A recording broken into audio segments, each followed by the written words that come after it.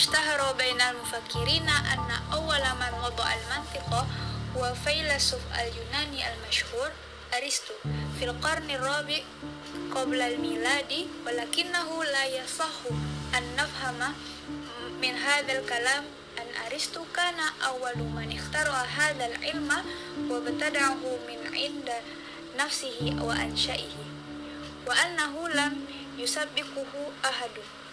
المقصود من هذا الكلام أن أرسطو كان أول من دون هذا العلم أو هذا به وقعدوا قواعده، واستحق المنطق بذلك أن يكون علما من العلوم له موضوعه الخاص ومسائله معنية. والدليل على ذلك أن فلاسفة اليوناني الذي سبقوا أرسطو وتقدموا عليه في الزمان قد تكلم بعضهم في مسائل هي من صميم علم المنطق، بل يرى بعض العلماء أن قياس أرسطو قد استفاد كثيرا من مبادئ ونظريات الفيثاغور بين الرياضية، ومن هنا كان الحق والخير والشر والرذيلة أمورا نسبية تختلف باختلاف الأشخاص واختلاف الظروف، ولم يكن القصد الذي يهدف إليه السوفسطائيون هو الوصول إلى الحق والخير، بل كان هدفهم هو التفوق والتغلب على الخصم في ميدان الجدل والمناظرة، سواء كان ذلك عن طريق الحق أو الباطل. وقد اتبع سقراط في ذلك طريقته المشهورة في الجدل، وهي طريقة الحوار والمناقشة التي لم يكن يقصد منها التلاعب بألفاظ كما كان يفعل السوفسطائيون، بل كان يقصد منها توصل إلى توليد المعاني والوصول إليها وإخراجها من النفوس الإنسانية. أفلاطون. جاء بعد ذلك الفيلسوف اليوناني أفلاطون تلميذ سقراط وناصر مذهبه، فآمن برأي أستاذه وهاجم السوفسطائيين هجوما عنيفا ورد عليهم ردودا مفحمة، وذلك بقصد إثبات الحقيقة الكلية التي أنكروها السوفسطائيون وبيان أن هناك فضيلة ورذيلة وخيرا وشرا، وأن ذلك كله يمكن الوصول إليه بطريق العقل لا الحواس كما ادعى السوفسطائيون. وقد استخدم أيضا في الوصول إلى حقائق الأشياء وتحديدها منهج استقراء الذي اتبعه أستاذه سقراط من قبله، وبذلك يكون قد تكلم في موضوع التعريف وموضوع استقراء اللذين سبقه إليهما سقراط، ولكنه توسع في ذلك كثيرا عن سابقه، ثم زاد عليه ما سماه بالقسمة العقلية أو التقسيم المنطقي، الذي جعله طريقة لتصنيف الماهيات وتنويعها من ناحية علاقات الخارجية. القسمة المنطقية. ولقد استعان أفلاطون كذلك في مباحته المنطقية بالمبادئ الهندسية والقواعد الرياضية التي أخذها عن التعاليم الفيثاغورية، وآمن بها وجعلها سبيلا إلى فهم الفلسفة الحقيقة. ولذلك تراه يكتب على باب الأكاديمية: لا يدخلن مدرستنا من لم يكن مرتاضا، وأنه ليبدو أن فكرته في المثل ترجع في بعض أصولها إلى علم الهندسة، لأنها في نظره هي العلم الذي يدرس الحقائق الثابتة لا الأمور الحسية القابلة للتحويل لتحول والفساد. وهذه الموضوعات المنطقية التي درسها الفلاسفة قبل أرسطو كانت ممزوجة بالفلسفة إلى حد كبير، وأنها لم تفصل عن الفلسفة تتميز عن مسائلها إلا في عهد أرسطو.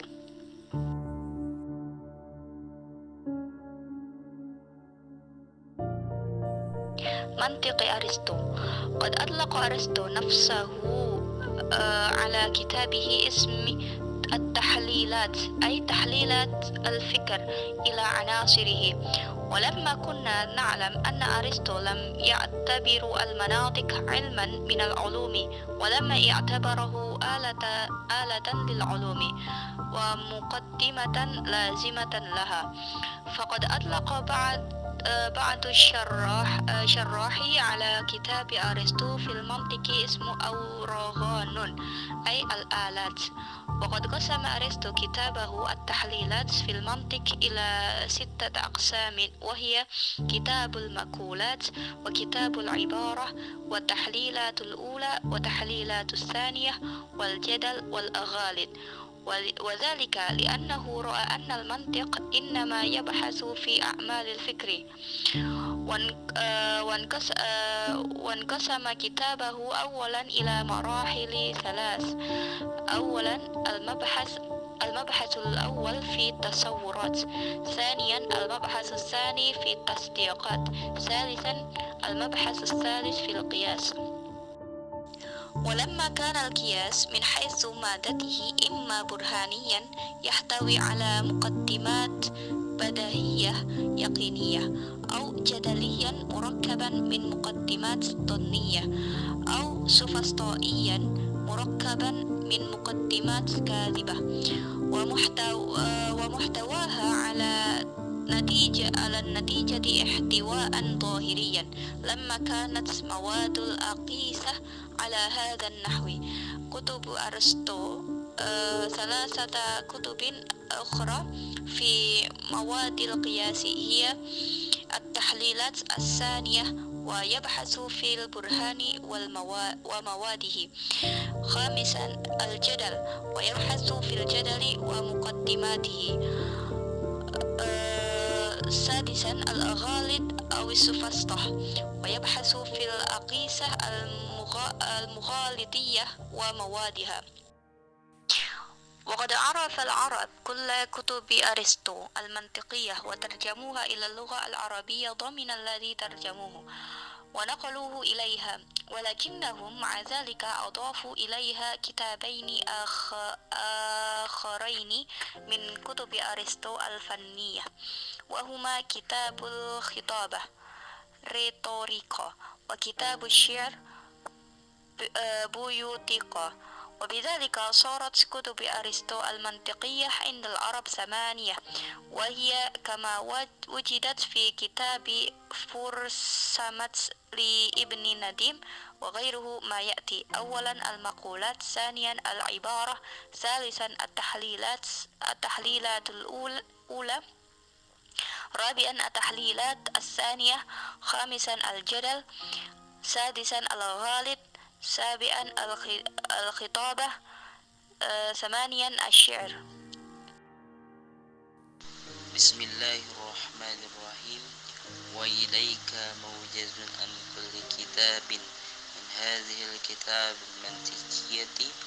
الأول كتاب المقولات ومعناه المحمولات، فالقول على كذا أي محمول عليه، وهي المعاني الكلية التي تقع محمولا في القضية الحملية. والمقولات الجوهر مثل إنسان وحيوان، والزمان مثل أمس وغدا واليوم، والوضع مثل قائم ودائم. والثاني وأيضا إن الجوهر نوعان: جوهر أول وهو العلم مثل محمد وأحمد وسقراط، وجوهر الثاني وهو مثل إنسان وحيوان والجوهر الذي هو منقلة والجوهر الثاني لا الجوهر الأول. الثالث كتاب العبارة. والعبارة معناها الصوت، والمراد به هنا صوت دل. ويذكر أرسطوطلس في هذا الكتاب الدلالة وأنواعها ولفظ المفرد والمركب والقضية وأنواعها، وتقابل القضايا بتنكد والتضاد أو غير ذلك. والرابع التحليلة الأولى. وهذا الكتاب يذكر فيه أرسطوطلس وأشكاله وضروبه، ويبين أن الشكل الأول أكمل الأشكال ويراد بقية الأشكال إليه، وذلك إنما يكون عن طريق العكس أو قياس الخلف.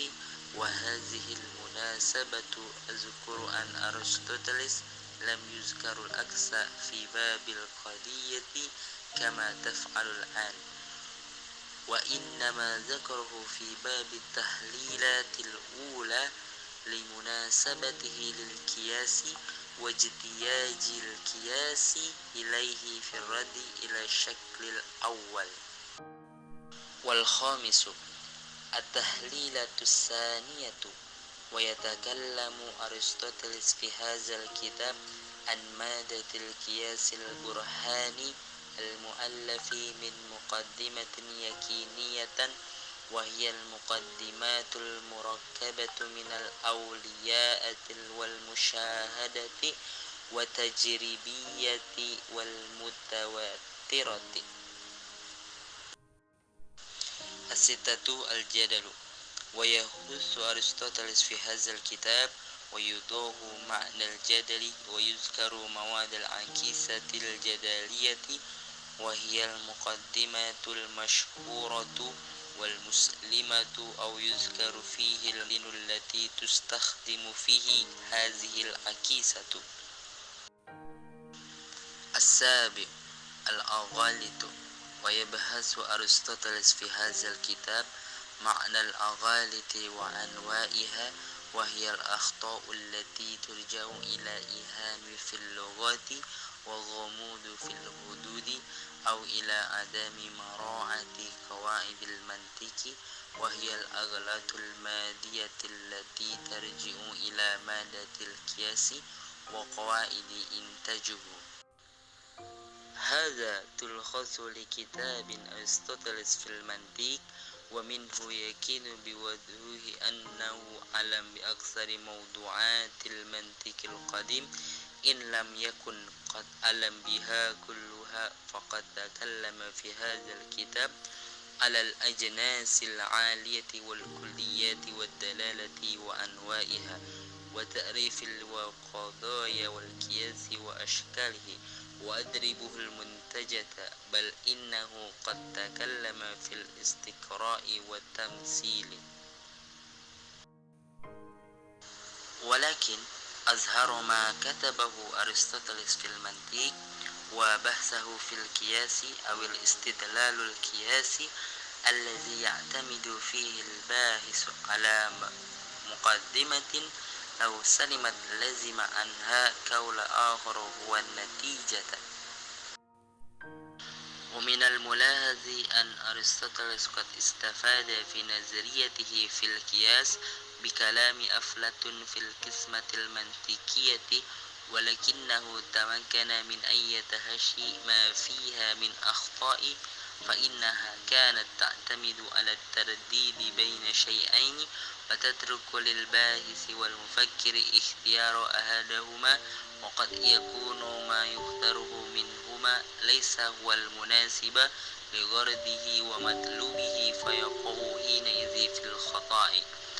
أما القياس فإن أرسطوطلس قد اعتمد فيه على مبدأ الاندراج الذي يعتمد على بديهية تقول إن المندرج في المندرج شيء يندرج ذلك الشيء. ولما كان الفلاسفة اليونانيون الذين جاءوا بعد أرسطاطلس لم يستجلوا. لقد تكلم أرسطاطلس في القياس الحمل فقط، ولم يتكلم في الأكيسة الشرطية ولا الاستثنائية، وذلك لأنه أهمل القضايا الشرطية بنوعها متصلة ومنفصلة، ورأى أنه يمكن إرجاؤها إلى قضيتين همليتين، وأهمل القضية الإضافية مثل قولنا تونس غرب ليبيا والجزائر غرب تونس وفرنسا شمال الجزائر وهكذا، مما جعل الرواكيين يتكلمون في القضية الشرعية والقياس الشرطي ويحاولون زيادة البيان فيهما. المنطق بعد أرسطاطلس. وإذا نحن تركنا المدرسة الرواكيين وما كان لها من آراء في المنطق، وعلمنا مع ذلك أن الفلسفة اليونانية قد انتقلت بعد ذلك إلى مدينة الإسكندرية التي بناها الإسكندر المقدمين في شمال مصر على البحر الأبيض المتوسط، وعليها كذلك أنه جلب لها العلماء من بلاد اليونان، وتكونت في هذه المدينة عدة مدارس فلسفية، من أهمها مدرسة الأفلاطونية الحديثة ومدرسة الإسكندرية، وأن هذه المدارس قد بنيت بدراسة النواحي الميتافيزيكية والأخلاقية، ولم تعنى بالبحث والتجديد في المنطق، وذلك لأن رجال هذه المدارس قد اكتفوا بما كتبه أرسطاطلس في هذه الناحية. وقد انتقلت هذه التعاليم كلها من إلهية وطبيعية وأخلاقية ومنطقية إلى بلاد السوريان في مدارس التي أنشأها هؤلاء إراها ونسيبيا وهران، واستمر المنطق وغيره من العلوم يدرس في هذه المدارس إلى أن فتحها المسلمون واختلطوا بسكانها من اليهود والمسيحيين والمجوس، ودارت بينهم وبين المسلمين المناقشات والمجادلات الدينية، وكثرت منازعة والخصومات واشتد الجدل. ولما كثر الزنادقة والملحدون في البلاد الإسلامية، وكثر النزاع والخلاف بينهم وبين المسلمين، ووجد المسلمون أنفسهم بحاجة إلى أن يستخدموا المنطق في حجاجهم ومناقشتهم، وأن يستعينوا به في بيان حجاجهم، أمرا الخليفة أبو جعفر المنصور بترجمة المنطق إلى اللغات العربية، وكان عبد الله ابن المقفى بنقل كتب المنطق من اللسان السورياني واللغات اليونانية إلى اللغات العربية. لذلك نرى المسلمين قد عنوا عناية كبيرة بالمنطق، فترجموا إلى لغتهم وأكفوا على دراسته وفهمه، واستعينوا به في الدفاع عن عقيدتهم ورد. Berikut adalah ringkasan dari masing-masing buku. Yang pertama, kitab ucapan dan maknanya disertai predikatnya. Mengenai tentang ini dan apa yang dibawa atasnya, dan itu adalah makna yang termasuk dalam masalah konsepsi dan ucapan. Suasananya seperti manusia dan hewan, dan waktu seperti kemarin, besok, dan hari ini, dan situasinya adalah seperti permanen dan selalu. Yang kedua, adapun esensi terdiri dari dua jenis. Esensi yang pertama yaitu pengetahuan seperti Muhammad, Ahmad, dan Socrates. Dan esensi kedua seperti manusia dan hewan. Dan esensi merupakan perkataan adalah substansi kedua, bukan substansi yang pertama. ketiga, buku frase. Frase itu berarti suara. Yang dimaksud di sini adalah suara indikatif, dan Aristoteles menyebutkan dalam buku ini konotasi dan jenisnya dan kata tunggal di dalamnya. Mengenai kompleks, masalah dan jenisnya, dan masalah sesuai dengan kontradiksi atau tidak. Keempat, analisis pertama. Buku ini di mana Aristoteles menyebutkan analogi, bentuk dan variannya, dan menunjukkan bahwa bentuk pertama adalah yang paling lengkap dari bentuk, dan ia menolak atas bentuk-bentuk yang lainnya atau perbandingan mengenai spesifik bagian keseluruhan buku ini. Dan pada kesempatan ini saya penulis menyebutkan bahwa Aristoteles tidak menyebutkan kasus yang ada di bab tersebut seperti yang ia lakukan sekarang. Sebaliknya, itu disebutkan dalam bab pada analisis pertama karena relevansinya dengan pengukuran dan kebutuhan untuk menghukumnya dalam menanggapi bentuk pertama. Kelima, analisis kedua. Aristoteles berbicara dalam buku ini tentang materi analogi pembuktian yang terdiri dari pengantar kepastian yang merupakan pengantar kompleks dari primitif pengamatan, eksperimen, dan yang berkaitan dengannya. Keenam, kontroversi. Aristoteles menegaskan dalam buku ini dan menjelaskan arti kontroversi dan menyebutkan artikel analogi argumentatif yang merupakan pengantar yang terkenal. Wanita muslim atau warga negara tempat pengukuran ini digunakan. Ketujuh, ketidakakuratan. Aristoteles membahas dalam buku ini dari kesalahan dan tipenya, yaitu kesalahan yang disebabkan oleh dalam segi bahasa, ambiguitas dalam istilah, atau kurangnya kaidah ilmu mantik, yaitu kesalahan fisik yang mengacu pada bahan ukur dan kaidah nilainya. Meringkas buku Aristoteles tentang mantik, dan dari situ jelas pasti bahwa beliau telah berurusan dengan subjek-subjek logika yang paling kuno. Jika beliau tidak membahas semuanya, beliau telah berbicara dalam induksi dan representasi. Tetapi hal paling jelas yang ditulis Aristoteles dalam mantik adalah penelitiannya tentang analogi atau inferensi standar, di mana peneliti mengandalkan premis. Maka bila premis atau mukodimah yang ditunjukkan itu menunjukkan pada poin yang benar, maka kaul lainnya pun lazim atau diikuti menjadi kesatuan yang bisa dianggap sebagai suatu nilai tersendiri. Dapat terlihat bahwa Aristoteles mendapat manfaat dalam teori analoginya dengan kata-kata Platon dalam divisi logis. Tetapi ia dapat menghindari kesalahannya karena mengandalkan pengulangan antara dua hal dan membiarkan peneliti dan pemikir untuk memilih salah satu dari keduanya, dan apa yang dia pilih dari mereka mungkin tidak sesuai untuk tujuan dan persyaratannya, maka itu jatuh ke dalam kesalahan sebagai analogi.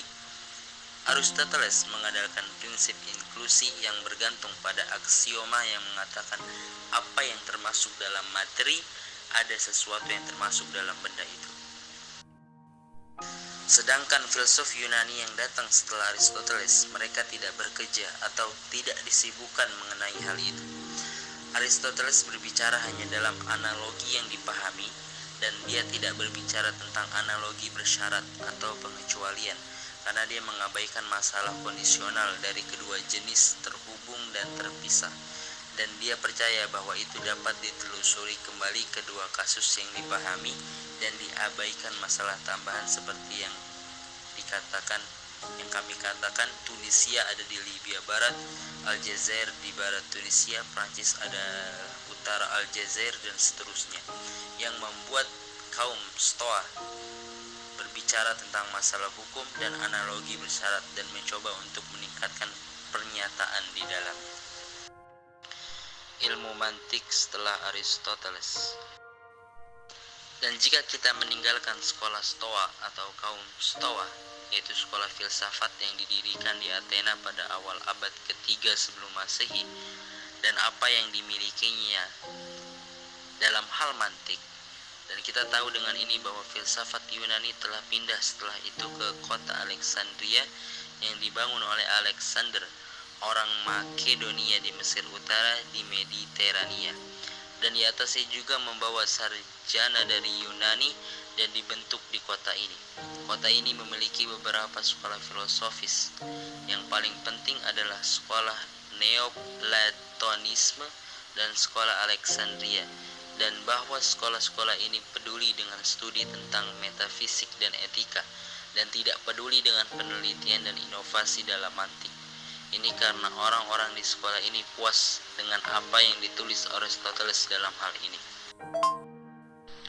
Semua ajaran ini didapat atau ditransfer dari ketuhanan, alam, moral, dan logis ke negara Suriah di sekolah-sekolah yang didirikan di Edessa, Nusaybin, dan Haran.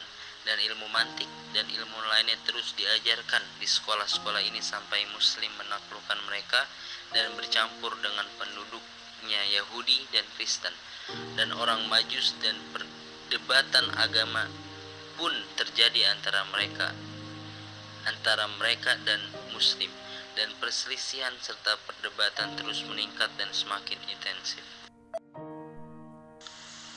Ketika bid'ah dan ateis meningkat di negara-negara Islam, dan konflik dan ketidaksepakatan meningkat antara mereka dan Muslim mendapati diri mereka perlu menggunakan mantik dalam perjalanan dan debat mereka, dan menggunakannya dalam menjelaskan argumen mereka, Khalifah Abu Ja'far al-Mansur memerintahkan untuk menerjemahkan titik awal ke dalam bahasa Arab, dan Abdullah ibnu al-Muqaffa harus mentransmisikan.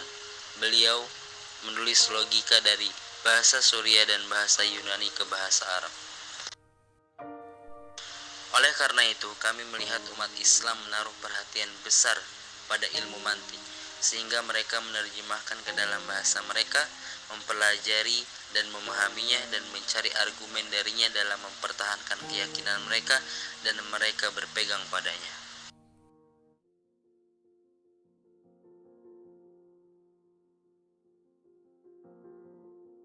المنطق في عصر النهضة والعصر الحديث. كان هذا هو حال المنطق في بلاد الشرق عند العرب. فماذا كان حاله في بلاد الغرب؟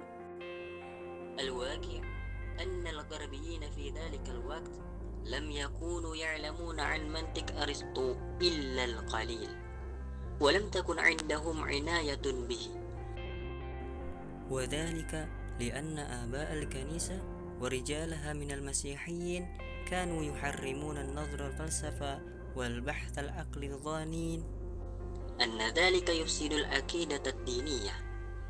ولكن هذه الحال لم تستمر على ذلك طويلا، فقد بدأ الغربيون يتحررون من سيطرة رجال الكنيسة، وخاصة بعد أن اتصل الغرب بالشرق، وبعد أن ترجمت كتب العرب ومؤلفاتهم إلى اللغة الأوروبية حوالي القرن 12 الميلادي.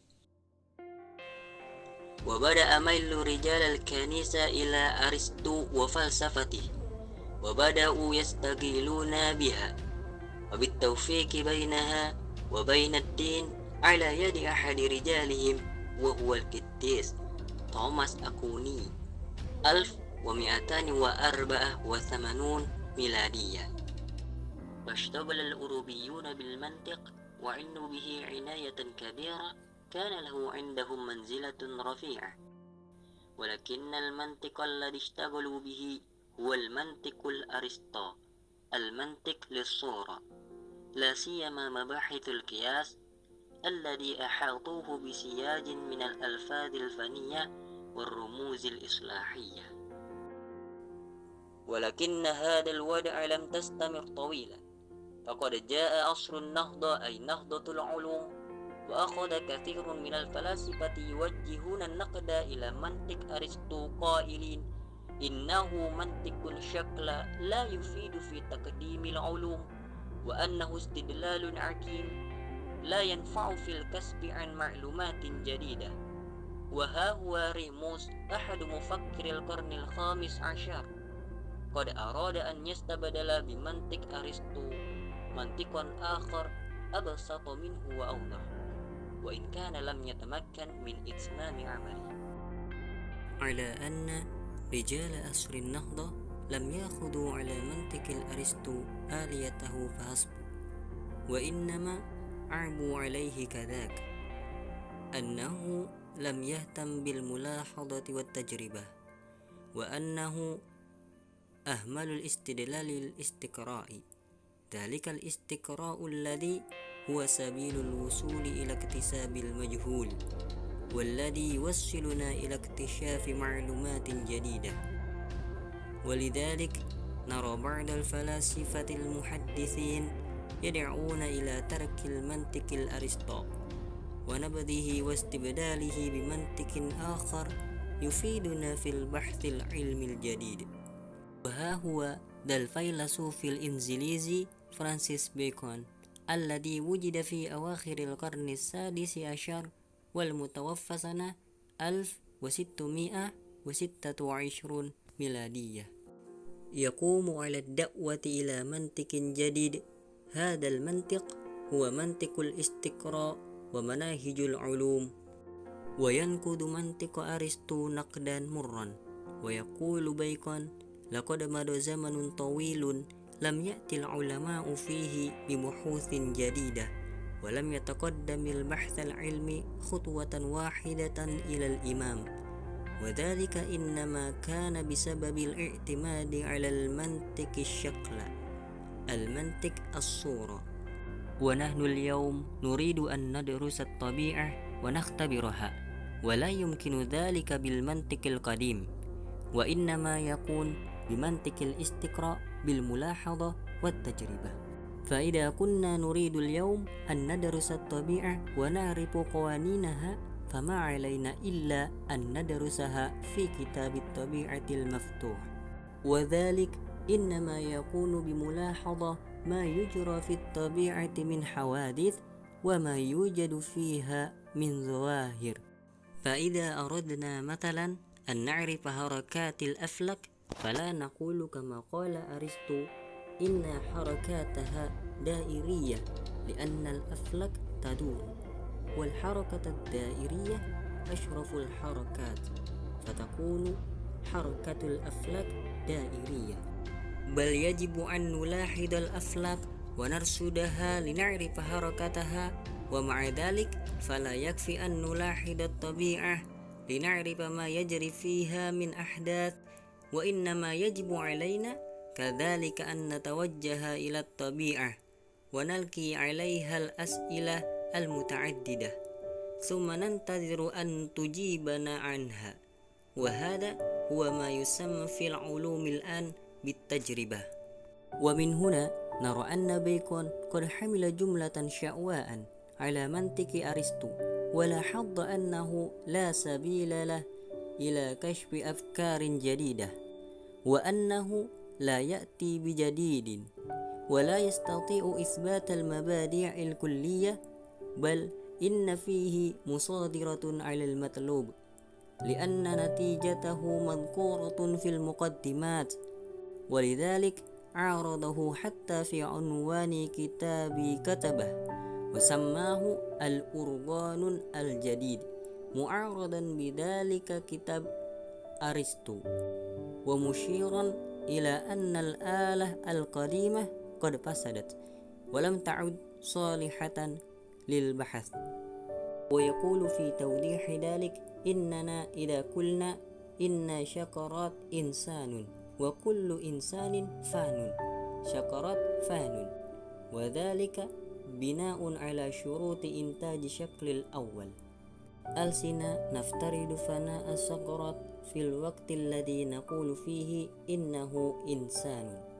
لما كان بيكون الفيلسوف الإنجليزي قد دعا إلى البحث العلمي واستخدم في ذلك طريق الملاحظة والتجربة، توهم بعض الكاتبين أنه يذهب مذهب الحسيين في البحث، ذلك لأنه في نظرهم يعتمد على الإحساس فقط ولا يعتمد على الأقل، ولكن المثال الذي ذكره بيكون نفسه في كتابه الأرغون الجديد يرد عليهم شبهتهم ويبطل وجهة نظرهم في ذلك، ويثبت أنه كان فيلسوفا عقليا فوق أنه حس تجريبي. ولقد جاء الفلاسفة المحدثون فزادوا على ما ابتدأه بيكون في المنطق مسائل متعددة، فنرى ديكارت وستوارت ميل وغيرهما من فلاسفة العصر الحديث يتوسعون في مباحث المنطق ويشرحون طرقه ومبادئه. ويكتب أحدهم وهو الفيلسوف الإنجليزي ستوارت ميل كتابا يسميه طريقة المنطق، يتكلم فيه عن المنهج الاستقرائي ويبين أساسه وقواعده والمراحل التي يمر بها، ثم يتكلم على الفرض العلمي وطريقة إثبات الفروض وتحقيقها، وهي الطرق المسمى طرق الاستقراء، ويتكلم على مناهج البحث الخاصة بكل علم على حدة. وقد يقال في هذا الصدد إن أرسطو قد تكلم في الاستقراء، فما هو الجديد الذي أتى به بيكون أو ستوارت ميل أو غيرهما؟